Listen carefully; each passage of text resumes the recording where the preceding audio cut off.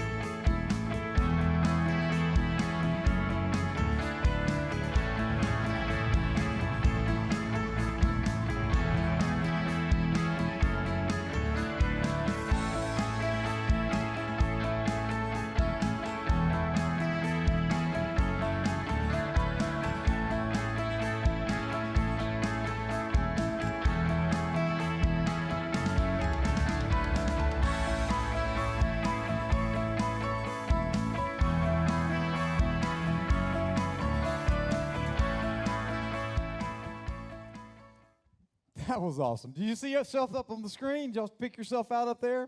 Hey, listen, for those of you that didn't get a chance to be a part of this yesterday, let's just give everybody a hand for making that such a successful day. Now, one of the things you also need to know is because you give as a church, we're able to make a tremendous difference. So as part of our Easter offering, we supported this race, but as part of people taking the initiative to sponsor children, it's made my life last week really exciting because every time the team got a new donation, my watch would go off and it'd go ding. It was like, man, God is blessing people on the other side of the world because people on this side of the world care. And so as of this morning, we've raised $21,020, which isn't that awesome? So that's enough to give 420 children and their families, literally a couple of villages in Africa, clean water. So thank you so much, church, for being a part of sponsoring that. We also, during this time of our service, we're going to receive our offering. This is the time where we give back to God because He's given to us. I want to ask our First Impressions team to come forward with our baskets, and we're going to pass those. There's lots of ways to give. Some people want to reach down between your seats. There's a pen and some offering envelopes if you use cash or check. Other people that are giving online, and I think about 6 out of 10 families and or individuals are giving online these days through electronic options. There's ways for you to give. You can actually just do it on your phone by texting the point to 77977. It can open up an account. It's safe and secure, and we promise to take care of that. We honor you because you've honored God with your first and your best. Now, while we're receiving the offering, we also promised the people that signed up the most people to run and to participate something special this weekend. And so we've got these cool coolers that we bought earlier this year to celebrate the Get a Plan Challenge and that kind of stuff. So the Petrie family I know is close at hand here. The Petries here? Where are you? All right, so come on up here. And y'all all stand up because all these people participated. This is not even all of them, y'all. There's more of them. They're like a whole basketball team. Anyway, this is yours. So the point is, having many babies pays. It's an amazing thing, right? All right, they got to have something to carry that water in. And in addition, the Enochs, also a family in Life Our Church, we're also, the Enochs here? Are you here today? Okay, they're still recovering from yesterday. We'll make sure to get this to them. All right, so without any further ado, I want to introduce you to a man who's a friend of mine. And a friend of a friend said that he is his best friend in the world. And as I've gotten to know him over the last 6 to 8 months, I can understand why. Because he really is a friend and a gift. And his son is a gift to us as well. I want to invite our transition team. Scott, would you go ahead and bring up the stools and everything like that? But here's the cool thing about that. While Scott's doing that, I want to introduce him by letting you know it's taken me 6 months to learn his name. And I hope I don't butcher it. All right? It's Peter Haby. Is that right? All right, so he tells everybody to call him Haby for short. All right? So here's what is really interesting about Peter. He has a life story that literally shows that it's a miracle, meaning capital M miracle, that he's here right now. So I want you to invite him to come up on stage. And I want to welcome Peter Haby to our stage today.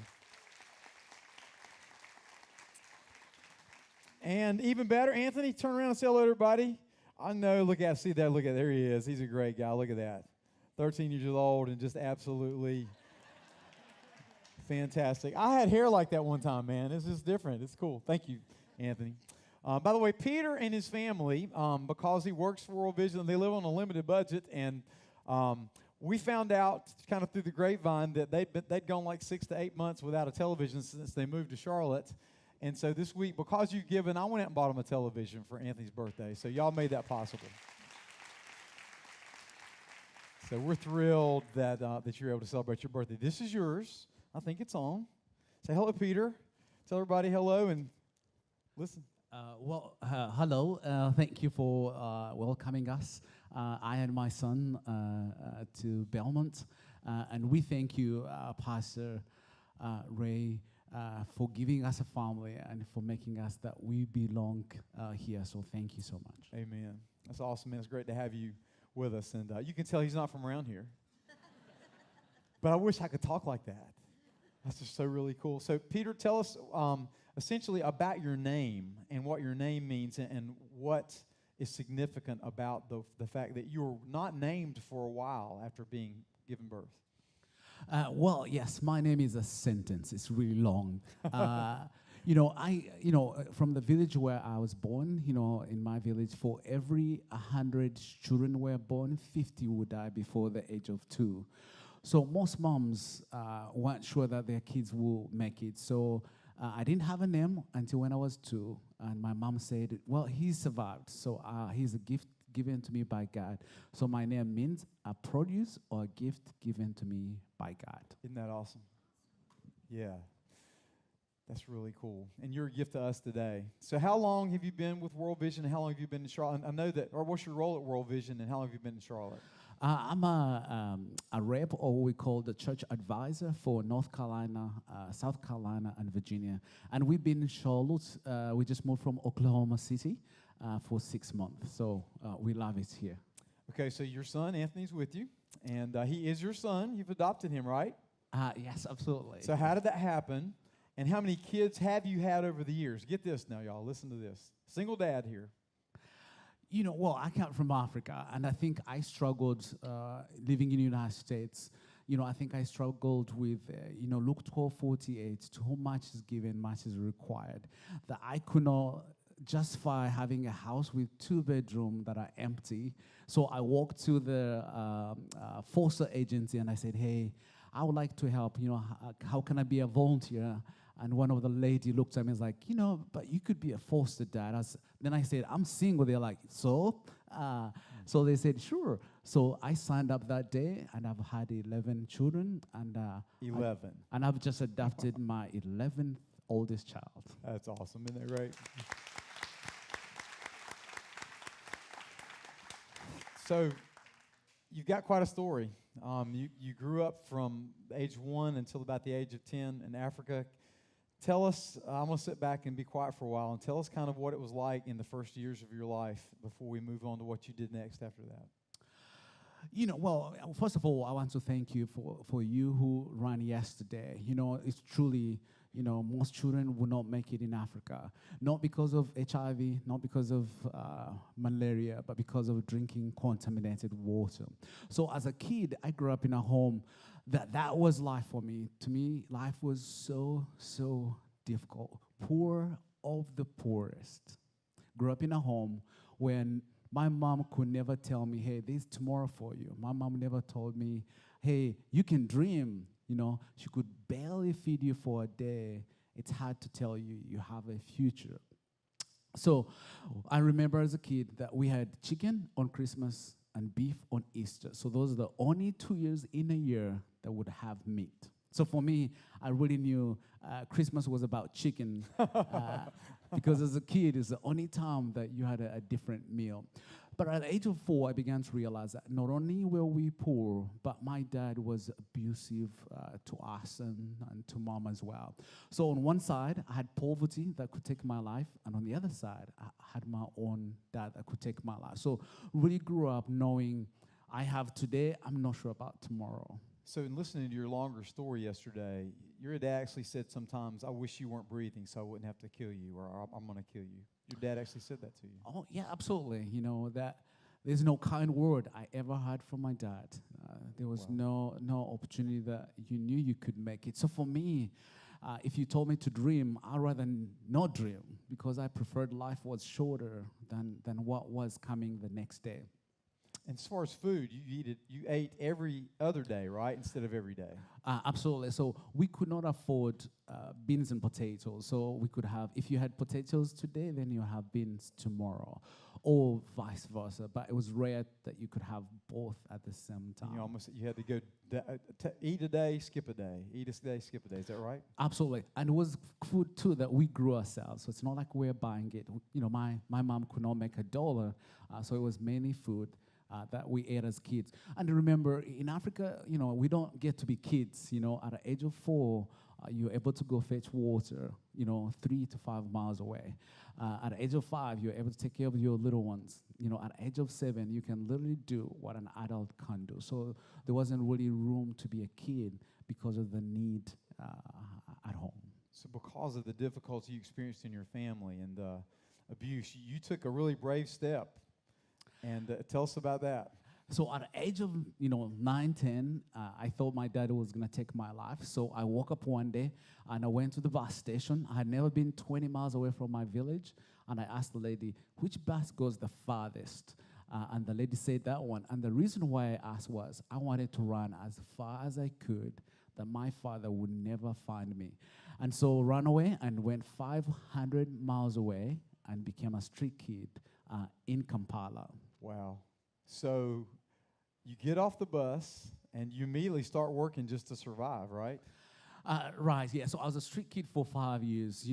In Africa, kids, we don't beg like here. Most people cannot make $1, so you can't sit on the roadside and ask. But you're always productive. As I said, as a kid, you learn the hard life to work hard. So we worked hard as street kids, but just so we can earn to be there. But also, to be honest, it was easier to be productive, be used as cheap labor, but at least you're doing something.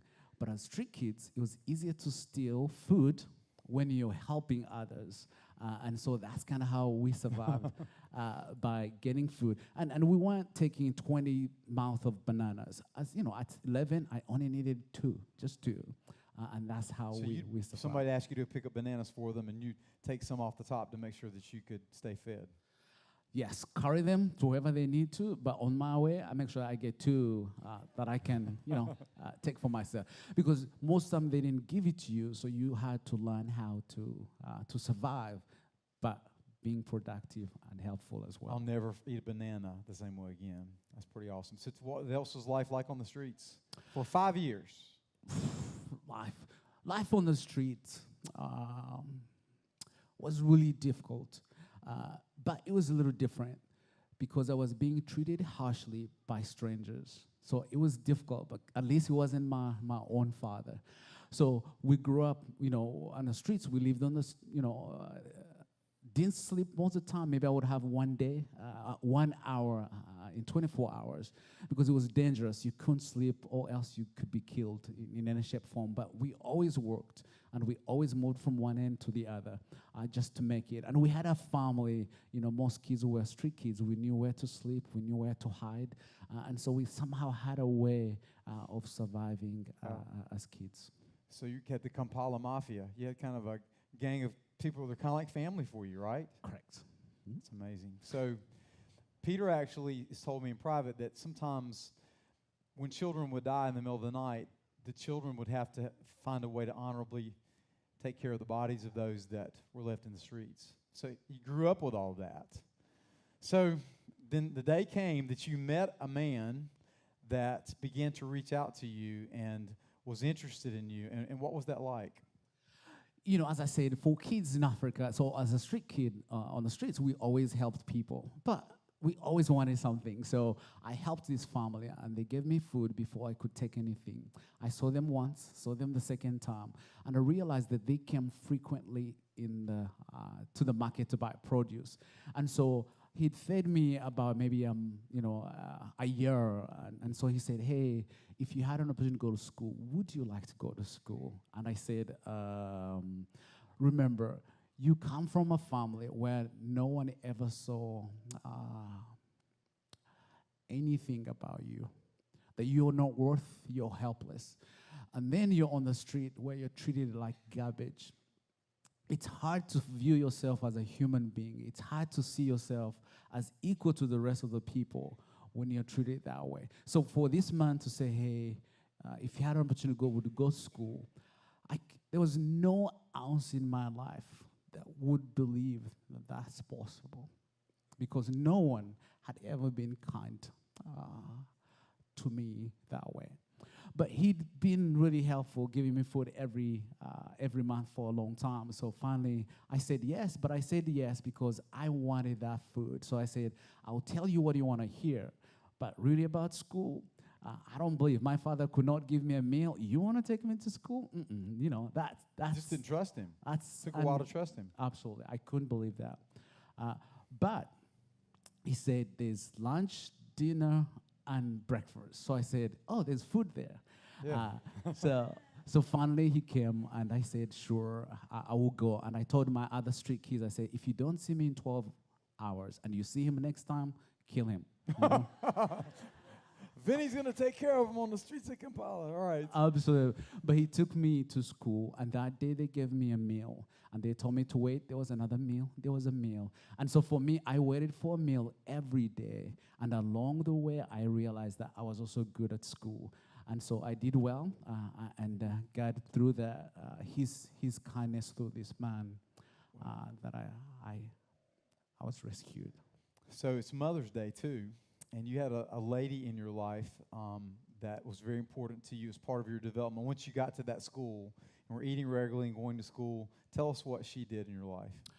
So this man was a believer. So he said, "You go to school, but I also want you to be part of the local church." And so one day I showed up at the local church, and this lady said, "Hey, I would like you to go play soccer with the other kids." So I said, "Okay," but I didn't go. I stayed, because for me, anyone who said anything good, positive, meant it will come with punishment or abuse after. So he came back and said, hey, I asked you to go play soccer. Why did you stay? I said, I know you want to abuse me. I know you want to beat me. So why won't you do it now? You know.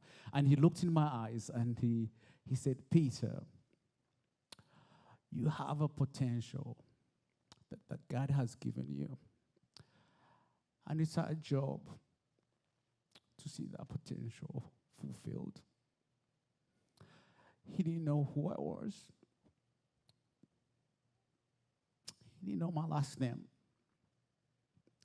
But he saw potential that I didn't see in myself. He saw potential that my family didn't see in me.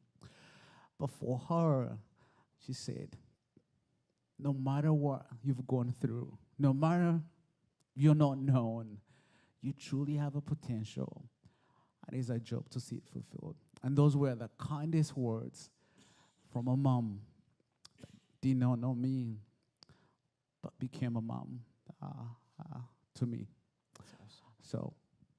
So if I remember correctly, when she first started to invite you to go to church, you actually thought she was going to beat you even while she was doing something nice for you. It was kind of like, go ahead and beat me and get it over. What a terrible have to think in that kind of way.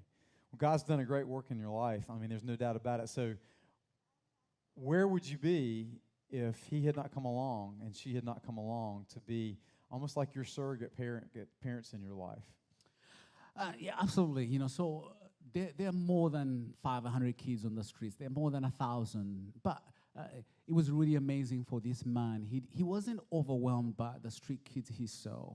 He wasn't overwhelmed by the sheer need. But for him, he said, I cannot help them, but I'll help one. And that one happened to be me. But also, 99.9 of the kids that I grew up on the streets, all of them have died, apart from one. And they've died of HIV, poison, malaria as well, that they have not made in life. Okay. But because he cared for me, that because he said I mattered and had a potential for sure, that he has truly rescued me. So definitely, I think I would be dead for sure, 100%. I would have lost my life long time ago. But not only did he rescue me, but he rescued my family as well. So I'm the oldest of 5. I lost one in the middle. But all my siblings have gone through university as well. Here's why. Because I knew he'd given me education. And it was one thing that I know no one can take away. And I thought, what can I do for my siblings? And so I went back as I was a student at university. I made sure that they too got an opportunity to go to school. Why? Because he gave me that. I was able to go back and do the same for my siblings. So you taking care of getting your siblings back in your village through school? Absolutely. But also, my mom and my dad, my mom became a believer because here's why she became a believer. She said, how can a stranger love my child as their own? And she wanted to know why this man did so. And once he knows the Lord, and he did it because he loved God, he said, I want to go to the church that he goes to. I want to know Christ, my Lord and Savior, because I can see it. My dad hasn't changed a few, but recently I went back to him and said, Dad, why did you do what you do? And he looked in my eye and said, Peter, your dad, my current, the guy who rescued me is who everyone knows as my dad. He said, your dad has taught me what a father ought to be. Wow. That's pretty awesome right there, y'all. So the kindness of one affected your life, and now you blessed us all for being here today. All right, so one of the things that we think about in the life of our church is how do we change the world? How do we make a difference? Y'all, we're not just here to sing songs and to entertain your children, although we want it to be entertaining, to preach messages. We hope you get inspired by those things. But here's what we're really about. We want to make a difference with people who want to make a difference, doing something that makes a difference at a time that makes a difference. And so today I want to invite you for whatever reason and motivation. Maybe yesterday you were one of those that ran or walked and you had the bib of a child that picked their picture on your race bib. You can sponsor that child. As a matter of fact, it's very easy. You can go back to the emails that have been sent to you. You can go to the bib itself if you've not thrown it away. Take it out and say, I ran for this child, and I want to sponsor this child. In addition, today, we have a table outside as you leave. You probably saw the World Vision tent that we put out outside with the church's name and World Vision. The reason we did that is because we're going to have a long-term partnership with them. And there are people here like Akua, who's a 4-year-old from Ghana. And there's Zamira, who is a 7-year-old girl who lives in Ethiopia. Here's Askira, who lives in Ethiopia. And here is a little girl named Angie, and she lives in Rwanda.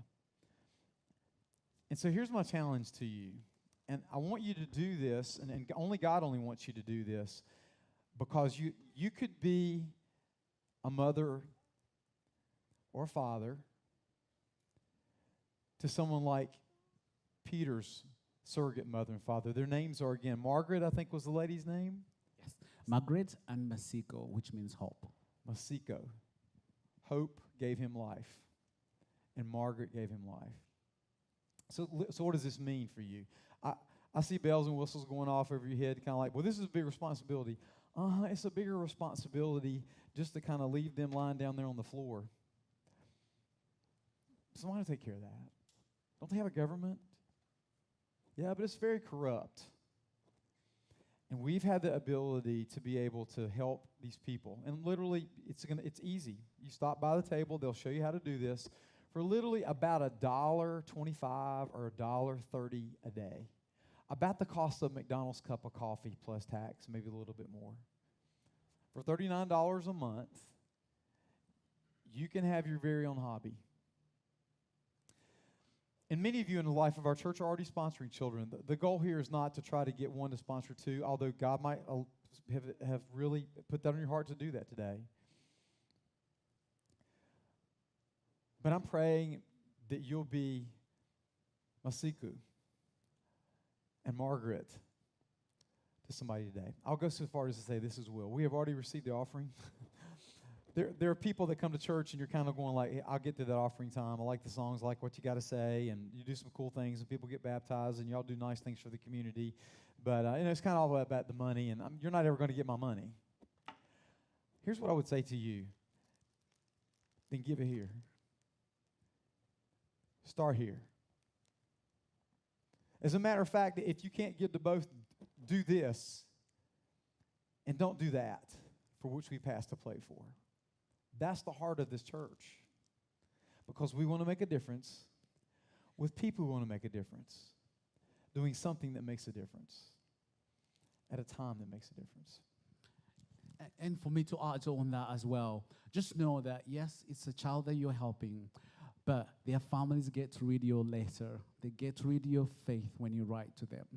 But also, like my dad, remember, the man who picked me up became an example for what life really means, for what a dad means, for what faith means. That you might live here and say, I live so far away, but that's actually what works. Why would a stranger from North Carolina that has never seen me, never had where I come from, would love me that much? Wow. And that is what you're doing, being a missionary from your house. You know, having that little face on your fridge that every time you open it to say, God, you bless me with a meal.